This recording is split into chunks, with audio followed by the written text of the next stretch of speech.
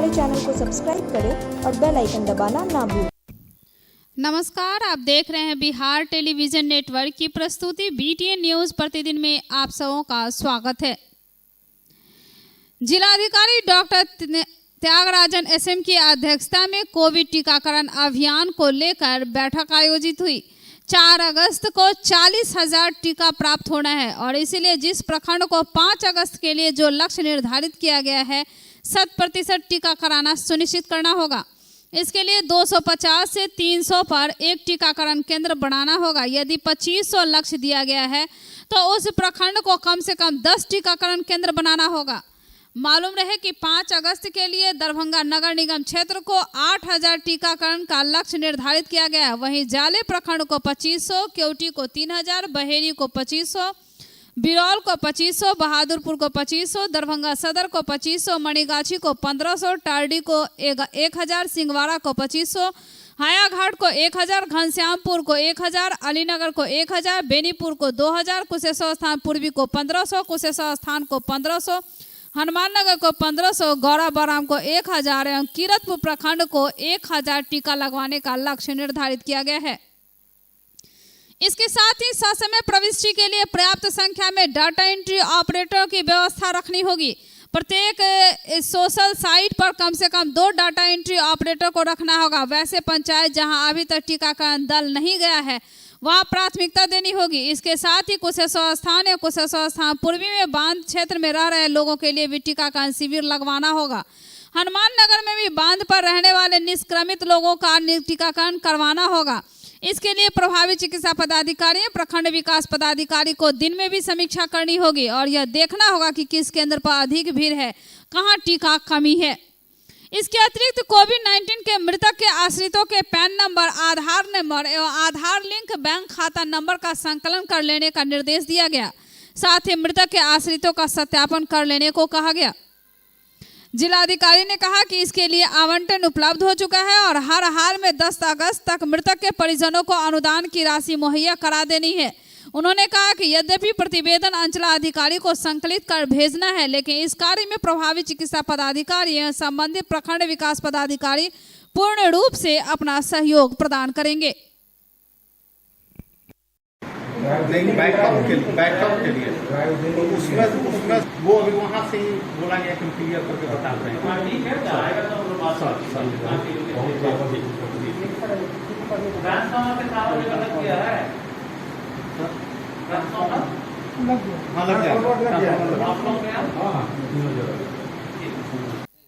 Darbhanga railway station, हवाई अड्डा पर मुंबई, केरल, कर्नाटक से आने वाले रेलगाड़ी एवं उड़ान के यात्रियों का RT-PCR जांच करवाते रहने के निर्देश दिए।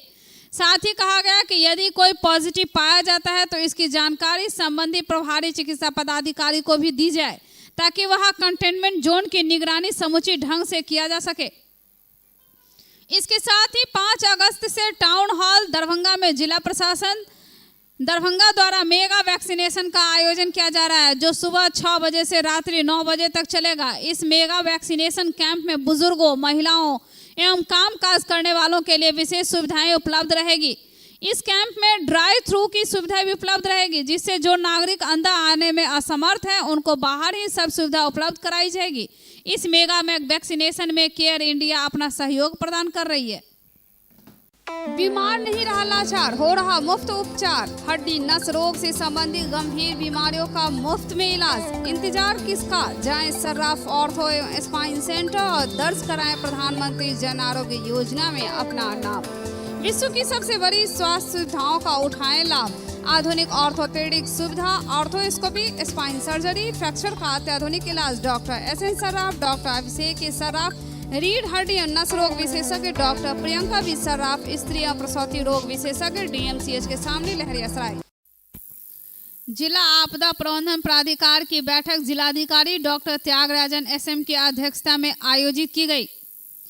बाढ़ के दौरान अब तक के प्रभावित पंचायत, गांव एवं चलाए गए बाढ़ राहत कार्य से समिति को अवगत कराया गया। जिला आपदा प्रबंधन प्रभारी सत्यम सहाय ने प्राधिकार को बताया कि वर्ष 2021 में आई बाढ़ में अब तक कुल 1900 लोगों को बाढ़ से बचाव हेतु निष्क्रमित किया गया है। जिनमें हनुमान नगर के 700, घनश्यामपुर के 400, कुशेश्वर स्थान पूर्वी के 800 व्यक्ति शामिल हैं। दरभंगा जिला में बाढ़ प्रभावितों की संख्या सहायता हेतु 249 सामुदायिक किचन चलाए जा रहे हैं। वर्तमान में 50 सामुदायिक किचन चलाए जा रहे हैं। सामुदायिक रसोई में 16,35,918 लोगों को दोनों शाम भोजन करवाया गया है। बाढ़ प्रभावित परिवारों के बीच अब तक 10,270 पॉलीथीन शीट्स का वितरण करवाया गया है। बाढ़ प्रभावित लोगों की सहायता, सुविधा एवं सुरक्षा के दृष्टिकोण से 386 निःशुल्क नाव का परिचालन करवाया जा रहा। हनुमान नगर में 750, केवटी में 250 और कुशेश्वर स्थान पूर्वी में 1000, कुल 2000 सूखा राहत पैकेट का वितरण बाढ़ प्रभावित परिवारों के बीच करवाया गया है। बाढ़ प्रभावित क्षेत्र में पीएचईडी द्वारा 16 नए चापाकल लगवाए गए हैं। 97 चापाकलों का शुद्धिकरण करवाया गया है। वहीं 62 चापाकलों की मरम्मति कराई गई है, जबकि बाढ़ आश्रय स्थलों के समीप 12 शौचालयों का निर्माण कराया गया है। बाढ़ प्रभावित पशुपालकों के मवेशियों के लिए उनके बीच अब तक 1083 क्विंटल पशु चारा का वितरण करवाया गया है। वर्ष 2021 में अब तक एक भी व्यक्ति की मृत्यु बाढ़ से नहीं हुई है, परंतु गहरे नाले, पोखर, नदियों में डूबने वालों की संख्या 38 है, जिनमें स्थानीय प्रकृति आपदा के अंतर्गत अनुग्रह अनुदान सहायता राशि की भुगतान की जा रही है, जिसमें 1,52,00,000 रुपए व्यय होने की संभावना है। बाढ़ पीड़ित परिवारों को समय पर जीआर मिल सके, इसके लिए आपदा स्मृति पोर्टल पर 7,65,442 परिवारों का आधार अद्यतीकरण किया जा चुका है। तो आपदा प्रबंधन को लेके जिला पार्षद अध्यक्ष भी बैठी हुई थी, उनके साथ बैठक थी और उसमें जो बाढ़ की विभीषिका हुई है जगह जगह पूरे जिला अंतर्गत, उसमें राहत सामग्री वितरण से लेके अन्य बिंदुओं पर चर्चा हुई और विधि व्यवस्था को लेकर भी चर्चा हुई कि उन क्षेत्रों में जहां बाढ़ की समस्या है वहां पे किस प्रकार से पुलिसिंग में दिक्कत हो रही है, अन्य बिंदुओं पर भी चर्चा हुई। उसमें जो संबंधित पदाधिकारी हैं, ब्लॉक लेवल के पदाधिकारी और थाना प्रभारी को भी इस संबंध में निर्देश दिया गया है और सभी लोग अलर्ट मोड में काम कर रहे हैं और एनडीआरएफ की टीम को भी सतर्क किया गया है। वो लोग भी सतर्क हैं और स्थिति पर निगरानी रखी जा रही है। प्रखंड विकास पदाधिकारियों के साथ प्रधानमंत्री आवास योजना एवं लोहिया स्वच्छ विहार अभियान की ऑनलाइन समीक्षा और विकास आयुक्त तनय सुल्तानिया ने की। उन्होंने सभी प्रखंड विकास पदाधिकारी को कहा कि लोहिया स्वच्छ विहार अभियान अंतर्गत निर्माणाधीन 40 सामुदायिक शौचालय को हर हाल में 15 अगस्त तक पूर्ण कराना सुनिश्चित करें। साथ ही 10 अगस्त तक सभी लंबित भुगतानों को निपटारा करने को कहा। प्रधानमंत्री आवास योजना के लक्ष्य को प्राप्त करने हेतु उप विकास आयुक्त द्वारा प्रखंडवार लक्ष्य निर्धारित किया गया, जिसमें अलीनगर प्रखंड को एक दिन में 28 आवास पूर्ण करने का लक्ष्य दिया गया। बहादुरपुर को 44, बहेरी को 51, बेनीपुर को 29, बिरौल को 50, दरभंगा सदर को 65, गौराबौराम को 41, घनश्यामपुर को 38, हनुमान नगर को 33, हायाघाट को 40, जाले को 55, केवटी रनवे को 36, किरतपुर को 31, कुशेश्वर स्थान को 30, कुशेश्वर स्थान पूर्वी को 22, मणिगाछी को 35, सिंहवाड़ा को 43 एवं तारडी को 30 आवास पूर्ण करने के निर्देश दैनिक लक्ष्य निर्धारित किए गए। उप विकास आयुक्त द्वारा चेतावनी देते हुए कहा गया कि इसमें बेहतर प्रदर्शन नहीं करने वाले के विरुद्ध कार्रवाई भी की जाएगी। उन्होंने कहा कि प्रधानमंत्री आवास योजना की पहली, दूसरी एवं तीसरी किस्त का भुगतान प्राथमिकता के आधार पर की जाए। सभी प्रखंड विकास पदाधिकारी, सभी जो प्रखंड समन्वयक हैं स्वच्छता के, सभी आवास के जो सुपरवाइजर्स हैं एवं सभी आवास सहायक के साथ रिव्यू मीटिंग ली गई थी प्रधानमंत्री आवास योजना एवं लोहिया स्वच्छ विहार अभियान की। लोहिया स्वच्छ विहार अभियान में दरभंगा जिला में 15,000 ऐसे अकाउंट थे जो रिजेक्ट हो जा रहे थे बार बार किसी कारणवश, अगर बैंक मर्जर की वजह से या फिर खाता सत्यापन में वो करेक्ट होने में इश्यू आ रहा था। उसकी संख्या घटाकर हम लोगों ने अब 5,000 कर ली है और उसी 5,000 को करेक्ट करके हर हाल में 10 अगस्त तक सभी का भुगतान करने का आदेश दिया गया। इसी के साथ साथ दरभंगा जिला में लगभग 40 सामुदायिक शौचालय हैं जो निर्माणाधीन हैं, जिनको हर हाल में 15 अगस्त तक कंप्लीट कराने का आदेश दिया गया। इसमें जाले, अलीनगर जैसे प्रखंड में ज़्यादा संख्या में निर्माणाधीन शौचालय हैं। प्रधानमंत्री आवास योजना में जितने भी लाभुक जॉब कार्ड मैपिंग के लिए बचे हुए हैं आवास प्लस के लिए, उनका 99% काम हो गया है। जिन प्रखंड में 1% काम बचा है उसको करने का आदेश दिया गया। साथ ही साथ सबसे प्राथमिकता पे आज के तारीख पे पहला, सेकंड और थर्ड किस्त भुगतान जो लंबित है उसको हर हाल में 10 अगस्त तक क्लियर करना है। अपर जिला एवं सत्र न्यायाधीश हमवीर सिंह बाघेल ने दहेज की मांग पूरी नहीं करने के कारण पति एवं सास द्वारा हत्या कर देने के मामले में केवटी थाना क्षेत्र के छतवर निवासी पति तनवीर तथा सास शमसा बेगम को दोषी पाते हुए दफा 304 बी के तहत 10 वर्ष कैद, दफा 498 ए के तहत 3 वर्ष कैद तथा 20,000 रुपया अर्थदंड एवं दहेज निरोधक अधिनियम के तहत 2-2 वर्ष की कैद तथा 10-10 हजार अर्थदंड की सजा सुनाई है। सभी सजा साथ साथ चलेंगी एवं अर्थदंड की राशि भुगतान नहीं करने पर 1-1 माह की अतिरिक्त सजा भुगतनी होगी। गौरतलब है कि सदर थाना क्षेत्र के बिल्ली निवासी मृतका के चचेरा भाई एबरार अहमद ने प्राथमिकी केवटी थाना कांड संख्या 117/2018 दर्ज कराई थी। अभियुक्तों के विरुद्ध आरोप था कि दहेज के मांग को पूरी नहीं करने के कारण दोनों अभियुक्तों ने बीबी नासरीन प्रवीण की हत्या कर दी थी। न्यायालय द्वारा उपयुक्त अभियुक्तों को 30 जुलाई 2021 को दोषी करार दिया गया था। सजा के बिंदु पर सुनवाई हेतु 4 अगस्त निर्धारित की गई थी। अभय पक्षों के सुनवाई के बाद उपयुक्त सजा अभिलेख पर उपलब्ध साक्ष्य एवं प्रदर्शों के आधार पर सुनाई गई। पति तनवीर पूर्व से न्यायिक हिरासत में थे, वहीं सास शमसा बेगम को दोषी करार के बाद 30 जुलाई को न्यायिक हिरासत में भेजा गया था। Global health care and diabetes research centre, जो बिहार में पहला अंतर्राष्ट्रीय तकनीक एवं आधुनिक सुविधाओं से लैस सुपर स्पेशलिटी डायबिटीज केंद्र है, जहां एक छत के नीचे डायबिटीज से संबंधित सारी सुविधाएं मौजूद हैं, जैसे कि diabetes heart care, diabetes eye care, diabetes neuro care, diabetes foot care, diabetes pharmacy और डायबिटीज प्रयोगशाला। पता जीसस एंड मैरी स्कूल के पास, रहमगंज, दरभंगा, बिहार।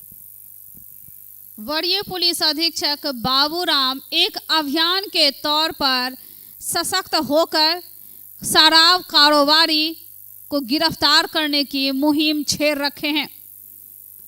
गुप्त सूचना मिली बुधवार को कि दरभंगा विश्वविद्यालय थाना क्षेत्र के बेला मोड़ स्थित शराब की बड़ी खेप आ रही है और जिसको लेकर विश्वविद्यालय थाना पुलिस बल बेला मोड़ पहुंचा, जहां उन्होंने एक पिकअप BR33GA 6621 पर 70 कार्टून शराब लादा हुआ पाया गया।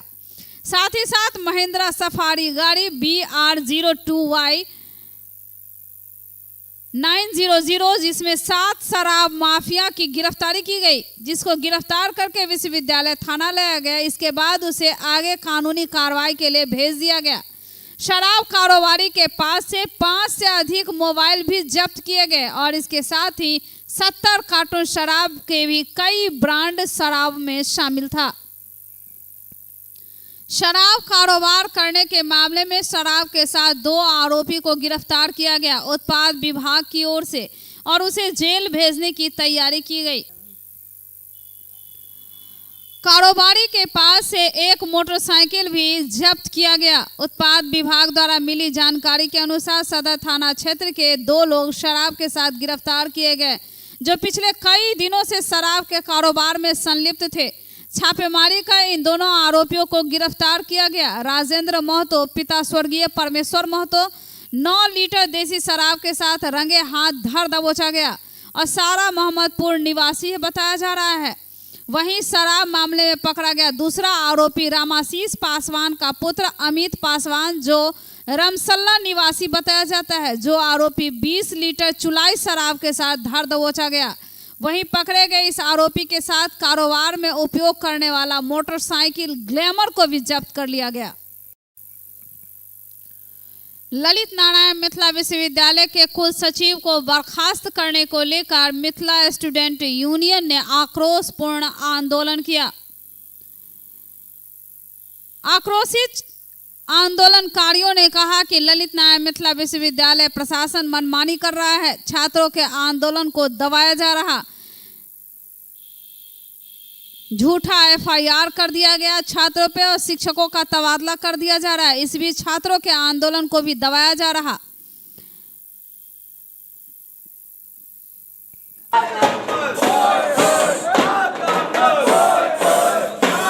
कुल सचिव के खिलाफ मिथिला स्टूडेंट यूनियन फर्जी कुल सचिव को हटाओ मुहिम चलाई है, जिसके तहत आज ये चौथा आंदोलन है।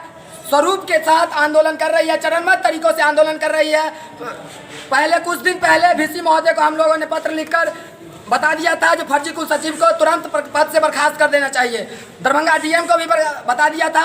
उसके बाद उन्होंने बताया था, आश्वासन दिया था, जो हम लोगों ने राजभवन को पत्र लिखा है। अगर राजभवन इस पर कार्रवाई नहीं करती है तो ये सिर्फ झांकी है, आंदोलन इससे तेज होगा और मिथिला एक बार चार्ज करें 80 किलोमीटर चलाएं। I am electric, I am the future. No licence, no registration, no insurance, no pollution. Only Yuvraj hero Electric. Hero Electric करें सालाना 36,000 रुपये से भी ज़्यादा की बचत। Easy finance available.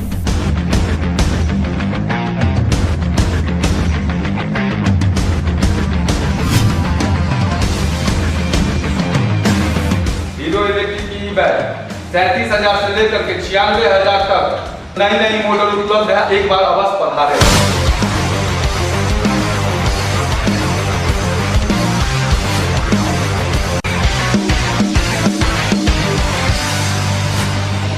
नमस्कार, युवराज हीरो इलेक्ट्रिक में आप सबका स्वागत है। Yuvraj hero Electric, Saidnagar, Acme road, Laheria Sarai, Darbhanga. सदर थाना क्षेत्र के करहटिया गांव के विवादित 6 कट्ठा भूमि पर वृक्ष रोपने को लेकर 2 पक्षों में खूनी संघर्ष में एक पक्ष के मोहम्मद सलाउद्दीन, मोहम्मद शहाबुद्दीन एवं फैजल घायल हो गए।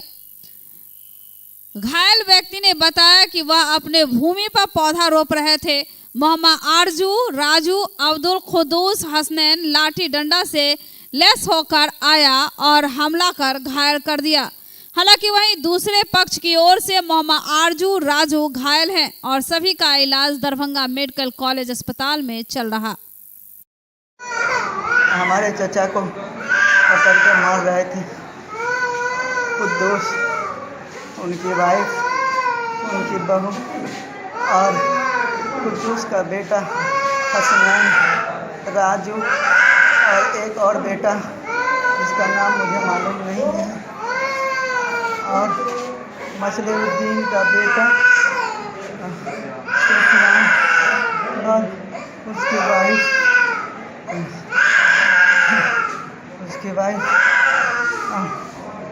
लड्डू की वाइफ सब मिलकर, जिसमें हम बचाव करने के लिए गए। का कारण पता नहीं, वो लोग एक बैग चर्चा पे वार करने लगे। मुझे की जानकारी नहीं है, तो हमने उनको बचाने के लिए गए। उसी में मुझे राजू